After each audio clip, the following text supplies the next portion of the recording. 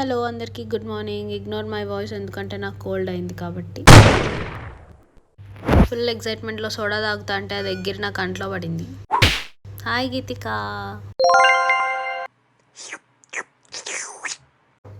Soda బాగుంది. సడన్గా దీనిలో చూసి పురుగులు అనుకోకండి, నేను కూడా అట్లే అనుకున్నా దగ్గర నుంచి చూసి. దీనిలో గురువింద గింజలు అంటారు.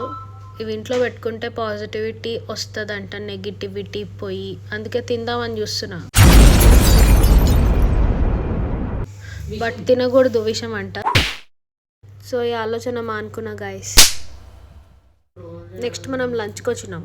ఎందుకు వచ్చినామో మాకు తెలీదు, కానీ వచ్చినాం. జస్ట్ ఫ్యామిలీతో కలిసి ట్రావెల్ చేద్దాం అనుకున్నా. నా ఎక్సైట్మెంట్ చూడగలరు మీరందరూ. డెస్టినేషన్కి రీచ్ అయినా. చూసి పీక్కుందాం అనుకున్నా, మరి కొడతారేమో అని తీసుకోలే. లైట్ బాగుందని వీడియో తీద్దాం అనుకున్నా, నా కళ్ళు పోయేలాగుండి తీయలే. ఇంకా మనం ఆడ తిరిగి అలసిపోయి వచ్చి ఇంట్లో పడుకొని రెస్ట్ తీసుకుంటున్నాం.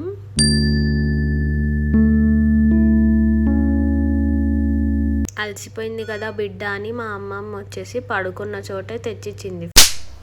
ఇంకా మనం కూడా తినకపోతే బాగోదు అని మోమాటం కొద్దీ తినేసినాం. తినేదేం తినేసినాం, ఇప్పుడు చెయ్యట్లా కడుక్కోవాలా అన్న థాట్ వచ్చింది. పక్కనే బెడ్షీట్కి తుడిచేసిన వితౌట్ ఎనీ సెకండ్ థాట్.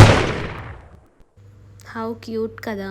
రోజంతా జుట్టు దులుకునింది చూసింది. మా అమ్మమ్మకి డైజెస్ట్ కాలే, ఎత్తి కొప్పు కట్టేసింది. ప్రపంచం ఏడ కూలిపోయినా పర్లే, నాకు మాత్రం కాఫీ కావాలా, సో తాగేస్తున్నా. ఈ చూస్తున్న పెయింటింగ్స్ అన్నీ బయట కొన్నవి కాదు, వేసినవి. ఎవరేసినారో తెలుసా? మా తాత వేశారు మా అమ్మమ్మ కోసం. ప్రతి పెయింటింగ్ చూడండి, చూసి నేర్చుకోండి. కింద రాధా బాయ్ అని రాసి ఉంటాడు వేసి అన్నిటికీ, తెలుసా? అండ్ ఇప్పటికీ మా అమ్మమ్మ అవి అలానే ఫ్రేమ్ కట్టించి పెట్టుకునింది అన్నీ. అది కూడా ఎలా వేసారంటే ఇండియన్ ఇంక్ అని వచ్చేది ముందు, వైట్ చార్ట్ మీద జస్ట్ ఇండియన్ ఇంక్తో వేసినారు. ఇప్పట్లో ఇది వేయాలంటే చాలా కష్టం.